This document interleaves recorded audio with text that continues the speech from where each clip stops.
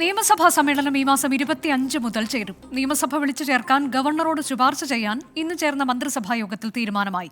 ഫെബ്രുവരി 2-ന് budget അവതരിപ്പിക്കാനാണ് ആലോചന. വി.എ. ഗിരീഷ് വിവരങ്ങളുമായി. ഗിരീഷ്, വളരെ പ്രധാനപ്പെട്ട ഒരു സമ്മേളനം, പക്ഷേ അതിൽ ഗവർണർ സ്വീകരിക്കാൻ പോകുന്ന നിലപാട് ഏറെ ശ്രദ്ധേയമാകും. നയപ്രഖ്യാപന പ്രസംഗം അത് എങ്ങനെയായിരിക്കും അദ്ദേഹം അവതരിപ്പിക്കുക എന്നതൊക്കെ വളരെ ശ്രദ്ധയോടെയല്ലേ നമ്മൾ നോക്കിക്കാണേണ്ടത്, കാത്തിരിക്കേണ്ടത്?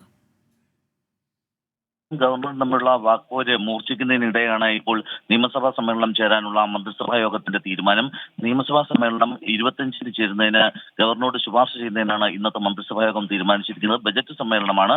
ഫെബ്രുവരി 2-ാം തീയതിയാണ് ബജറ്റ് അവതരിപ്പിക്കുക. അനുജ നേരത്തെ സൂചിപ്പിച്ച പോലെ തന്നെ ഗവർണറും സർക്കാരും തമ്മിലുള്ള പോര് മൂർച്ഛിച്ചിരിക്കുന്നതിനിടയിൽ ഈ നയപ്രഖ്യാപനം പ്രസംഗം ഉൾപ്പെടെയുള്ളവ നടത്തേണ്ടതുണ്ട്.